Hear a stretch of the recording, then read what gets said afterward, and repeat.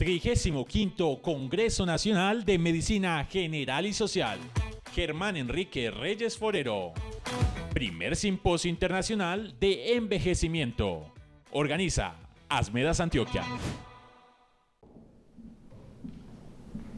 Bueno, muy bien, muchas gracias por la invitación. Para todas las personas pues que están conectadas y las que están pues acá el día de hoy acompañándonos pues en el evento, les voy a hacer unas preguntas.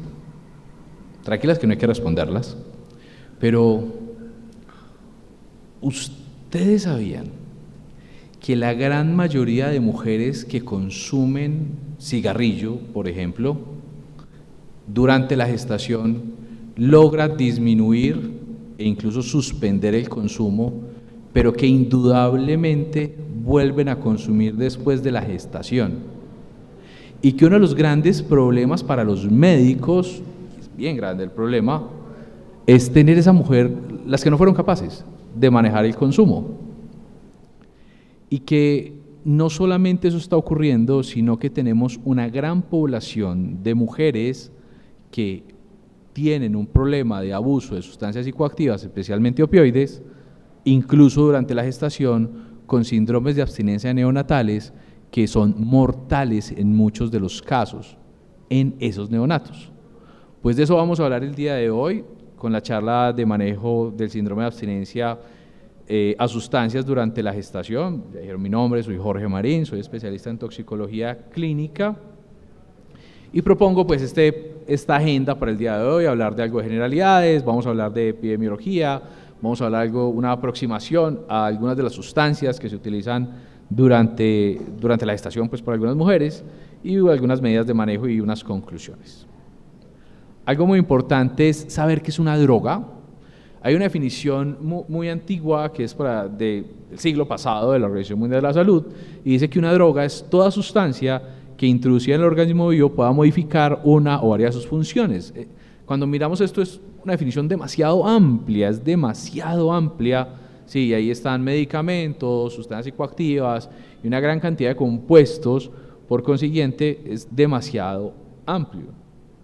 Por eso, posteriormente, dicen, bueno, centremos esto y vamos a cerrarlo un poquitico más, ¿sí? Entonces vamos a decir que droga de abuso es aquella que no tiene uso médico, con efectos psicoactivos capaces de producir cambios en la percepción, en el estado de ánimo, el estado de conciencia, el comportamiento y algo muy importante, que es susceptible a ser autoadministrada.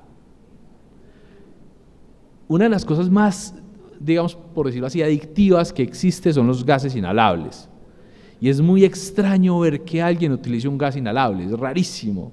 Sí, de pronto, no sé, el estudiante de medicina que de ocioso le da por coger la máscara, ¿cierto? Y se da un poquito de sevoflurana, de resto es rarísimo, ¿cierto? Que alguien tenga un efecto psicoactivo de un gas inhalable, pero es porque no es factible o no es tan fácil para ser autoadministrada. Entonces, esos son los principales conceptos que hay que tener en cuenta. Entonces, no solamente hablamos de una sustancia que al introducirse al organismo es capaz de cambiar, ¿sí?, o modificar una o varias de las funciones, ¿sí?, tener alteraciones psíquicas que se puede autoadministrar, sino algo muy importante, que es capaz de producir recompensa, un reforzamiento positivo. Cuando la persona tiene esa sensación de placer, de bienestar, ¿sí?, de viaje con el consumo de la sustancia, estamos hablando que tiene un refuerzo positivo y por consiguiente es mucho más factible que esa persona sea consumidora de sustancias. Tenemos algo que son las sustancias, cuando hablamos de sustancias estamos hablando de medicamentos, pero venga, ¿qué pasa con las cosas que son naturales? ¿Sí? La marihuana, el peyote, ¿sí?, el yagé, esto también es psicoactivo, también genera algún tipo de adicción. Pues la verdad es que sí, incluso las sustancias que son naturales tienen estos grandes inconvenientes y por eso se cambia el concepto y empezamos a hablar ya de droga de abuso, pero cambiamos a sustancia psicoactiva. Algo muy importante que todos tenemos que tener en cuenta, no lo digo yo, sí, es que lo dice Jorge Marín porque es toxicólogo, él mantiene peliculado con todo este cuento, sí, no lo digo yo, lo dice la Organización Mundial de la Salud. ¿Qué dice la Organización Mundial de la Salud? Las intoxicaciones son un problema significativo de salud pública. Esto no es solo en Colombia, no es solo en Medellín, sí, no es solo en Latinoamérica, es en todo el mundo. Es realmente un gran problema de salud pública, las intoxicaciones. De ahí que las políticas, y no solamente las políticas, sino el entrenamiento al personal de salud sea tan importante para poder actuar sobre estas intoxicaciones. Y no solamente estamos hablando de sustancias psicoactivas, sino todas las intoxicaciones como tal. Y dándoles un panorama, hay algo que es muy preocupante, vengo de estar en otro evento hablando de esto, y es que hay una gran cantidad de sustancias psicoactivas nuevas que todos los años salen y que las personas, incluidas las mujeres que están en embarazo, consumen. Esto es muy preocupante, el panorama de las sustancias psicoactivas es supremamente preocupante. Esta es la última estadística de consumo de sustancias psicoactivas en Colombia, es del 2019, todavía no tenemos una más actual, estamos esperando que ya se supone que hay que empezar a hacer la construcción de la nueva, y nos hablaban de cuándo iniciaban a consumir las sustancias psicoactivas las personas. Es muy preocupante ver que en la actualidad ya no es a los 14, a los 16, sino que las sustancias en Colombia se empiezan a consumir a los 12 años. Esto es muy preocupante. Y si hablamos de alcohol, el alcohol es mucho más temprano, casi que a los 8 años. Pero en esta encuesta, que es la encuesta más grande de sustancias psicoactivas que se hace en Colombia, pues realmente no hay ningún tipo de aclaración frente a qué pasa durante la gestación, ¿sí? ¿Qué tantas mujeres consumen sustancias psicoactivas? Ahí nos vamos a algo de estadística de Estados Unidos, que digamos que es donde mejor tenemos como un vistazo frente a la estadística de consumo y demás, y nos dicen que el 11% de las mujeres en edad reproductiva consumen sustancias ilícitas. El 25% consumen cigarrillos, o sea, 1 de 4 mujeres en Estados Unidos, para la época del estudio, que fue 2015, consumían cigarrillos. Venga, y yo no estoy hablando aquí de vapeo. Y ese sí que es otro problema. Ahorita vamos a hablar un poquito, ¿sí? Porque el vapeo también es un gran problema en la actualidad para los médicos y para todo el personal de salud y el sistema de salud. Es un gran problema. Y el 30% de esta población analizada sí consume licor en grandes cantidades. Habíamos dicho que estas mujeres durante la gestación normalmente interrumpen su patrón de consumo de sustancias psicoactivas. Esto ocurre hasta en el 50% de los casos en las mujeres que fuman cigarrillo, y el 70 al 90% de las mujeres que consumen sustancias ilícitas logran una abstinencia durante el embarazo. El gran problema es que la gran mayoría de estas mujeres retoman el consumo de sustancias después de la gestación. Con todos los impactos que tiene que una mujer consuma durante la gestación, lo sabemos, pero también durante la lactancia. Y algo muy importante, ¿qué pasa con un niño hijo de una mamá consumidora? ¿Cómo se cría? ¿Cómo crece viendo que el consumo es algo normal? Y esos son los factores que más impactan el consumo de sustancias psicoactivas en la edad adulta. Pero ahorita hablamos un poco más de eso. Vamos a hablar entonces de cigarrillo de embarazo. Pero hablar de cigarrillo de embarazo es quedarnos cortos, muy cortos. ¿Por qué? Porque es que ahorita no solamente se fuma, sino que se vapea. Y hay que tener en cuenta que muchas de las personas que usan vapeadores, muchas de estas personas ni siquiera habían usado un cigarrillo en su vida y usan vapeadores. Y el gran problema, lo que no entienden muchas de las personas, es que el dispositivo de vapeo, sea cual sea que esté utilizando, los cartuchos en la gran mayoría tienen nicotina en altas concentraciones. Incluso una vapeada en un vapeador, dependiendo obviamente de la marca y demás, puede tener muchísima más nicotina que la nicotina de un cigarrillo. O sea que eso explica la gran adicción que vemos a la nicotina con el uso de los vapeadores. No sé si a ustedes les ha pasado, ¿cierto? En las oficinas, el compañero en la universidad, ¿sí? El otro médico que termina la consulta y se sale y vapea, o en el mismo consultorio porque no hay humo, ¿cierto? Hay diferentes tipos de vapeadores donde no vamos a generar humo y por eso les gusta en muchas ocasiones. Entonces tenemos un gran problema. Pero digamos que hablar de cigarrillo y gestación, pues hombre, absolutamente todas las personas sabemos que fumar es un problema. Y mucho más cuando estamos hablando de una mujer en embarazo. Digamos que eso es una de las grandes, o de los grandes avances y de las grandes, digamos, logros que ha tenido la política frente al tabaquismo, que todas las personas sepan que fumar puede generar problemas. y mucho más durante la gestación. Esta es una investigación muy interesante, estamos hablando de ella, que hablaba de la evaluación del consumo de sustancias psicoactivas durante la gestación. Miren cómo la mayoría de esas mujeres que fumaban dejan de fumar, ¿sí?, durante la gestación, que la mayoría de las consumidoras de alcohol dejan de consumir. Eso es que hay una gran conciencia, pero hay una parte de esas mujeres que no lo van a dejar. La otra cosa, y es lo que uno a veces no dimensiona muy bien, es que hay que entender que muchas de estas mujeres que dejaron de consumir porque se dieron cuenta que estaban en embarazo, no se dieron cuenta al tercero o al segundo día. Se dieron cuenta cuando ya el embarazo estaba muy adelante, no tenía más de 12 semanas, o sea, ese primer trimestre ya pasó, que es todo el tiempo de la organogénesis y que es donde se van a generar grandes inconvenientes y grandes problemas en el bebé y en el feto. Entonces hay que tener en cuenta que ese consumo sí impacta realmente al niño en gestación o al feto. No hay que ser científico, ¿sí?, no hay que buscar la última publicación, ¿sí?, sobre consumo de tabaco durante la gestación, publicada en el 2022, ¿sí?, para saber que es malo. Si usted hace una búsqueda sencilla y pone embarazo, incluso esta es una búsqueda en español, ¿sí?, riesgos de fumar durante el embarazo, esta es de la página del NIDA, ¿sí?, el National Institute of Drug Abuse, inmediatamente me aparece una publicación científica con un sustento adecuado, con sustentos en publicaciones científicas, donde efectivamente le dicen a la población general que fumar es problemático, que fumar se asocia a retardo de crecimiento intrauterino, que fumar se asocia a aborto, que fumar se puede asociar a malformaciones. Entonces, digamos que es muy sencillo, y para todo el personal de salud es muy sencillo conocer todos los grandes inconvenientes con el consumo del cigarrillo. El gran problema es cómo actuar sobre esas mujeres que fuman y que no han logrado dejar de fumar a pesar de saber que no lo deben hacer durante la gestación, y eso será lo que hablaremos un poco más adelante. Les quiero hablar un poco de opioides. Probablemente uno de los más grandes problemas a los que nos estamos viendo enfrentados en la actualidad, para todos, sí, para todos es claro la epidemia gigante que tenemos en nuestras manos con el uso de los opioides. Es una catástrofe, una catástrofe.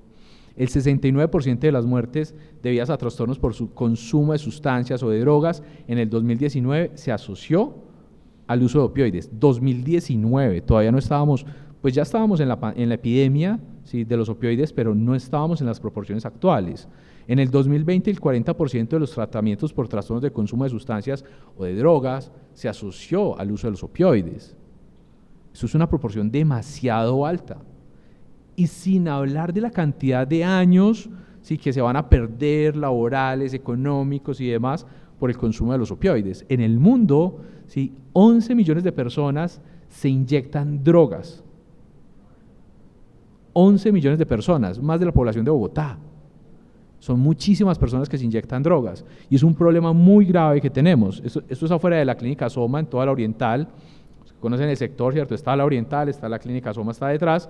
Sí, hace unos días salía de pasar ronda y vi pues como 2 personas en el separador y vi que uno, no sé si lo logran ver, uno tiene muletas o tiene unas muletas al lado. Los que están conectados sé que lo están viendo muy bien, tiene unas muletas al lado y yo dije, qué bien, este señor está ayudando al pobre que está muletas, quién sabe qué le pasó, pleno separador, de pronto fue que se cayó. Cuando me fui acercando un poquito más, sí, me di cuenta de esto, que sí lo estaba ayudando, pero lo estaba ayudando a inyectarse a plena luz del día en el separador de la Oriental, le estaba inyectando heroína a otra persona. O sea, eso no ocurre en los guetos, eso no ocurre debajo del puente de la Oriental, no. Esto ocurre a plena luz del día en todas partes. Por eso la problemática de los opioides es un problema a nivel mundial. En Estados Unidos específicamente, 9.5 millones de personas han usado opioides sin un fin médico en el último año. Eso es catastrófico. 9.3 millones de personas utilizan opioides farmacéuticos. Y es la epidemia los usos de los opioides. Tenemos muchos opioides en el mercado, ¿sí? Y una mujer que está en embarazo puede tener su problema de uso de opioides a cualquiera. A heroína, a tramadol, a oxicodona, a hidrocodona, a codeína, que sabemos que en Colombia codeína es de venta no libre, pero usted lo puede comprar en cualquier farmacia.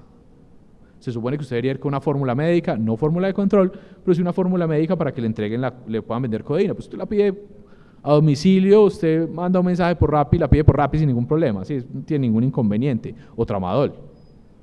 Cuando hablamos de morfina, hidrocodona, oxicodona, ya necesita fórmula de control.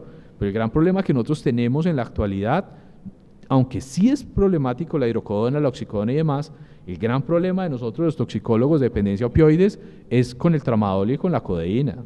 Ese es el gran problema de nosotros y de nuestra población.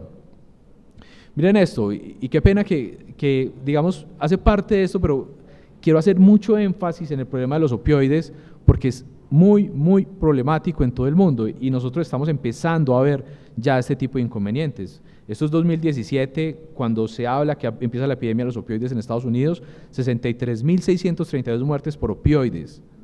Es gigantísima la cantidad de personas que están muriendo por opioides. ¿Por qué los opioides son tan adictivos? Y porque una persona, cualquiera, ¿sí? No solamente una embarazada, sino cualquier persona puede volverse dependiente a ellos. Recuerde que ellos tienen un gran impacto sobre lo que es dolor, ¿sí? También sobre la respuesta emocional, afectiva y demás. O sea, un gran respaldo, un gran refuerzo positivo. O sea, una sensación placentera como nada.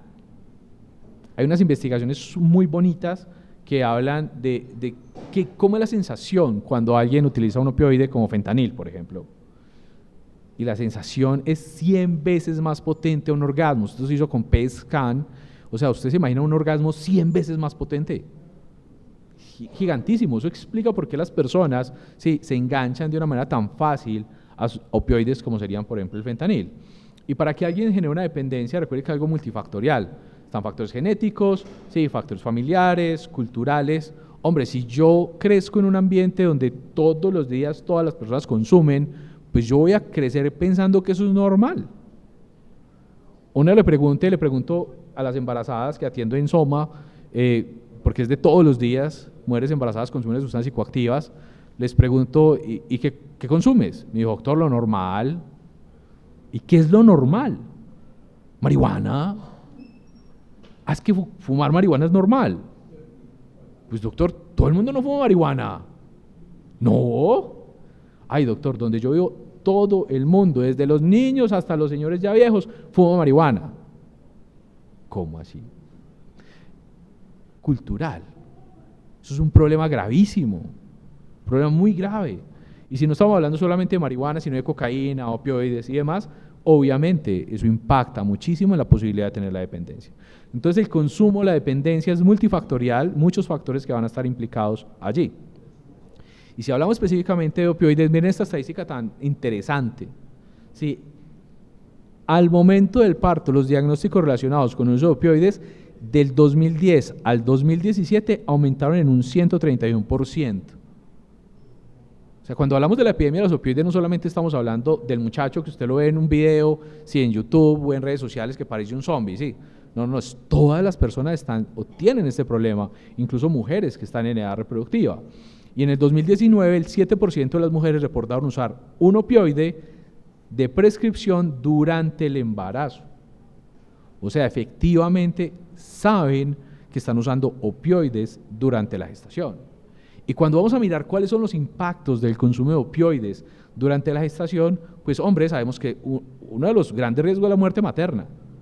Y atender a una mujer en embarazo con un paro respiratorio por heroína o por un opioide es una catástrofe.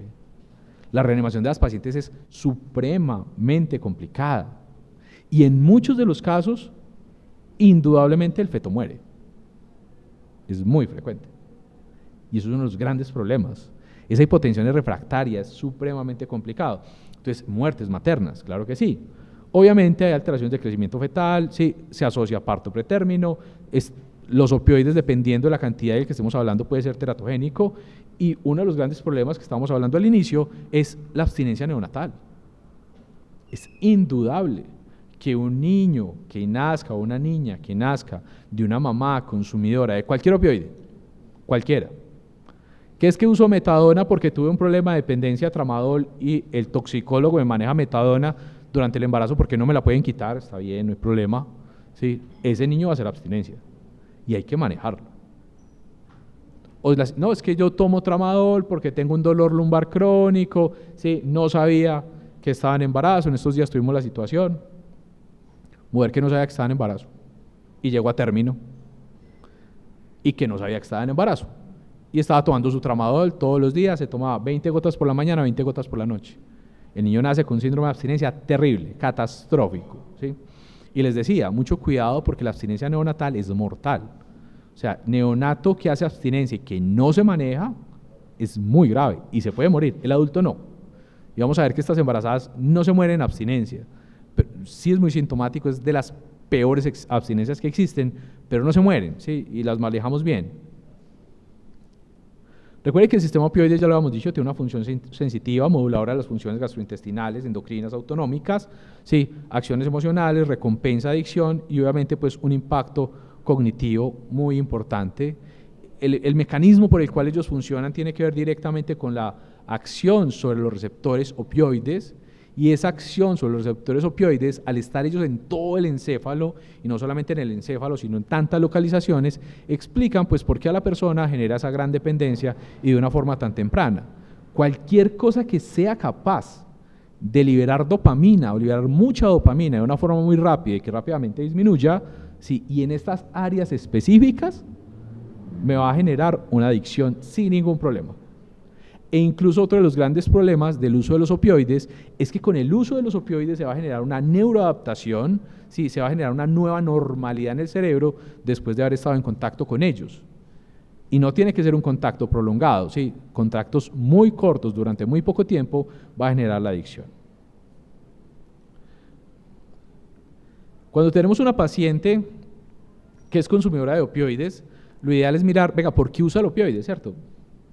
¿Por qué usa el opioide? ¿Lo tiene porque tiene un dolor crónico? ¿Lo tiene porque tiene una patología dolorosa crónica?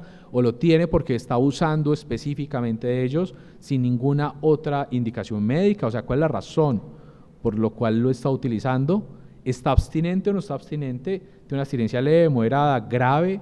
¿Los síntomas mejoran o no han mejorado con el tratamiento? ¿Y es una paciente que es o no susceptible al manejo con metadona? Siempre, y esto es súper importante en todos los pacientes con cualquier tipo de adicción y mucho más en la mujer embarazada que tiene una dependencia a sustancias, hay que hacer el diagnóstico dual. Si no se hace el diagnóstico dual, si no se determina qué es lo que tiene esa paciente de base, cuál es la patología mental, será muy difícil que esa paciente finalmente deje el consumo de las sustancias psicoactivas. Y para hacer el manejo o el tratamiento de una mujer que es consumidora de opioides, pues hay que hacer algo que en Estados Unidos denominan el detox. Sí, el detox es dejar de consumir, y manejar la abstinencia, ¿sí? Ese cuento de hace muchísimos años, digamos que eso pasó mucho en Vietnam, donde la abstinencia de los opioides los encerraba en un sitio y listo, aguántese ahí porque no, es adulto y no se muere, eso ya no se hace, ¿cierto? Hacemos un tratamiento adecuado que busque disminuir los síntomas de malestar, dolor, ansiedad y demás para que el paciente realmente pueda dejar el consumo de la sustancia de una manera adecuada, ¿sí? Hay que entender que la abstinencia a los opioides genera muchísima ansiedad y mucho dolor físico y emocional, ¿sí? Los que no saben cómo está Soma, ¿sí? Este es uno de los pisos de Soma. Recuerde que Soma está remodelada, nos está quedando hermosa, un espectáculo de nuestra clínica. Y recuerde que cuando definimos cómo se va a hacer el manejo de la abstinencia, hay que definir si esa paciente va a un manejo hospitalario, manejo ambulatorio, o sea, manejo intramural o ambulatorio. Eso es súper importante. En mi concepto, toda mujer embarazada que tenga dependencia a opioides, para el manejo de la abstinencia tiene que internarse y hacer un proceso de detox.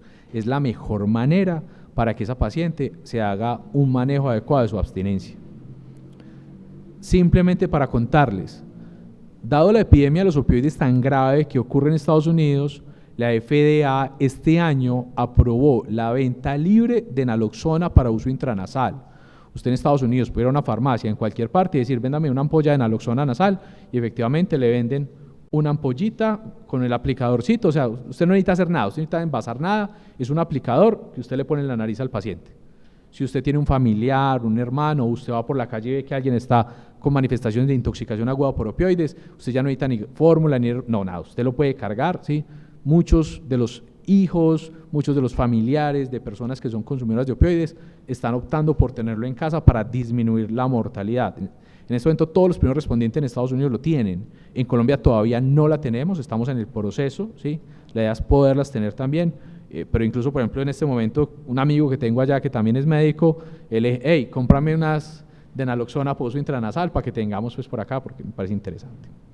Otras sustancias es el cannabis, ¿sí? Indudablemente sabemos que los cannabinoides funcionan por esto, por los receptores endocannabinoides, que hacen parte de todo nuestro organismo, todos tenemos receptores endocannabinoides en absolutamente todas partes, ¿sí? Y todos conocemos también los grandes problemas del consumo de cannabis durante la gestación, ¿sí? No solamente que es que se pegó la traba, no, las implicaciones biológicas que esto va a tener. La teratogenicidad, que no tiene que ser malformación, sino la alteración cognitiva que se va a dar en estos niños, hijos de mamás y papás consumidores de marihuana, son muy importantes, alteraciones en el neurodesarrollo, alteraciones cognitivas que no se ven inmediatamente, sino que se ven a largo plazo. Por consiguiente, no hay que buscar la última publicación para darnos cuenta y para saber que no se debe consumir marihuana durante la gestación. ¿Cómo hacer el enfoque de esta paciente que consume marihuana, que consume heroína o que consume cigarrillo? Lo ideal es hacer un enfoque donde lo primero es la voluntad, la persona tiene que querer dejar de consumir, sí, hay que hacer terapia cognitiva conductual, tiene que hacer cambios en su estilo de vida, no puede seguir consumiendo. Ese cuento de vaya bajándole a poquito, no, eso no es así, que es una intervención aguda donde la persona efectivamente suspenda el consumo y es una intervención multidisciplinaria. Este tipo de intervenciones cognitivo-conductuales son de las mejores intervenciones que se pueden hacer para que una persona deje de consumir incluso durante la gestación. Una investigación muy bonita donde hacía el seguimiento, simplemente que alguien me esté llamando todas las semanas o 3 veces por semana, ¿qué hubo? ¿Cómo va? Bien. ¿Está consumiendo? No. ¿Está juiciosa? ¿Sí dejó de consumir? ¿Está ansiosa? Venga a la consulta que la vemos a ver qué le podemos ayudar. Ese tipo de terapias, ese tipo de acompañamientos realmente sí impactan muchísimo en que una persona, especialmente una mujer en embarazo, pueda dejar la abstinencia. Hay otras estrategias, venga, dele plata a la persona para que deje de consumir, ¿cierto? Cada semana usted le va dando algo, una recompensa, ¿sí? Una recompensa, eso también puede funcionar. Decía el yoga, ¿sí? El yoga no es pararse en la cabeza, ¿sí? El yoga es otra cosa muy distinta, pero indudablemente hay cantidad de investigaciones que nos han demostrado que hacer actividad física, incluido el yoga, funciona. Y no tiene que ser pues uno la roca pues para hacer actividad física y que le funcione la adicción, no. El hecho de estar embarazada no significa que no pueda hacer actividad física, sí. Recuerden que la dopamina que se libera con el ejercicio es supremamente importante en el manejo de la adicción. Hay que cambiar todos los estilos de vida, una evaluación interdisciplinaria, incluso nutrición debe estar implicada en esta evaluación. Y ya para terminar, algunas medidas farmacológicas, todo dependerá de la sustancia, las generales como el yoga, la meditación, la actividad física, sí, los cambios de estilo de vida son lo que más impacta y habrán ciertos medicamentos que me pueden ayudar a manejar estas manifestaciones, como sería el craving, el sueño y hacer el diagnóstico dual, donde psiquiatría tiene un impacto muy importante. El sueño, manejo de adicciones, sin importar de quién estemos hablando, si una mujer en embarazo o una mujer que no está en embarazo, un hombre, un adolescente, si no se impacta el sueño, será muy difícil que la persona deje de consumir. Y una de las principales manifestaciones de la abstinencia es las alteraciones en el sueño. Por eso hay que buscar una alternativa adecuada para que esa mujer que está en embarazo pueda dormir de manera adecuada y controlar esa manifestación de la abstinencia. Quetiapinas categoría C, doxepinas categoría C, risperidonas categoría C, se podrían utilizar dependiendo de qué tanto impacto tenga. Pero una de las cosas más importantes es la ansiedad, el deseo de consumo, el craving. El craving se puede impactar con clonidina, que hay discrepancias si se debe utilizar o no en la gestación, también es categoría C, pero en algunas mujeres donde la abstinencia es demasiado intensa podría llegar a funcionar, costo-beneficio. N-acetilcisteína sí es una maravilla. El fluimosil, los toxicólogos bien obsesionados con la N-acetilcisteína, la verdad es que sí, funciona muy bien y en adicciones y en craving es maravillosa, espectacular, categoría B en la gestación, sin ningún problema, no tiene problemas con el feto, no tiene problemas con la materna y baja muchísimo la ansiedad de consumo. Se puede utilizar la N-acetilcisteína. Sertralina también se puede utilizar, ¿sí? Categoría B en la gestación, todo depende del paciente, de la manifestación que esté teniendo. Ya específicas, cuando hablamos de marihuana específicamente, lo que más impacta es la terapia no farmacológica y bajarle el craving, que puede ser con N-acetilcisteína. Ya decía, clonidina es una opción, es una posibilidad, hay discrepancias frente a eso, pero la N-acetilcisteína funciona de maravilla. Frente al cigarrillo, también N-acetilcisteína, antidepresivos inhibidores de la recaptación de serotonina como sertralina o fluoxetina, categoría B en la gestación, me ayudan también mucho. Y frente a terapia de reemplazo con nicotina, personalmente no lo recomiendo, las investigaciones son discrepantes frente a si se debe hacer o no el manejo con terapia de reemplazo, pero sabemos que la nicotina es teratogénica. Entonces yo no le voy a dar una sustancia teratogénica a una persona que se está tratando de dejar un teratogénico, entonces personalmente no lo uso, no me parece adecuado. Y en opioides, sí, se puede hacer un tratamiento no sustitutivo, donde pongo o utilizo medicamentos que no son opioides, podría funcionar, pero especialmente en mujeres embarazadas, ¿qué dice la literatura? Lo mejor es usar o metadona o buprenorfina. Les va muy bien. ¿Ah, que es que va a hacer abstinencia al bebé cuando nazca? Sí. Pero yo sé que mi paciente está usando metadona y programo cuándo va a ser el parto, dónde va a ser. Sí, nace el bebé inmediatamente en unidad de cuidados neonatales y hacemos el tratamiento de la abstinencia. Entonces, realmente funciona. Esta imagen es de Purple Drank y ya estoy terminando, qué pena. Es Purple Drank, es codeína, jarabe para la tos, hidrocodeína con spray y gomitas. Purple Drank. Le fascina a los niños, le fascina a los jóvenes, es lo que más consiguen, se consigue en cualquier farmacia sin ningún problema, entonces, y genera una gran adicción, lastimosamente se consigue sin ningún tipo de problemas en las farmacias. Y si tenemos una paciente que tiene un síndrome de abstinencia porque consume opioides y no sabemos qué dosis, o consume heroína, pues yo puedo hacer una terapia de reemplazo con metadona dependiendo de las manifestaciones que ella está teniendo, o si yo sé qué opioide utiliza, dice una señora que está tomando hidromorfona 3 veces al día, pues yo simplemente hago una tabla de conversión de los opioides y con esa tabla de conversión de los opioides determino cuál es la dosis de metadona o de buprenorfina que yo le tengo que montar a esta paciente para que mejore esa manifestación de la abstinencia. Para concluir, el problema de sustancias psicoactivas, el problema de adicción a las diferentes sustancias en mujeres embarazadas es un problema, y es un problema de salud pública, donde no solamente se ve impactada la mujer, sino también todo su entorno familiar y obviamente su hijo o su hija, sí, va a estar impactado. Es muy importante sospechar, ¿sí? Sospechar, ¿será que ella está consumiendo? ¿Sí?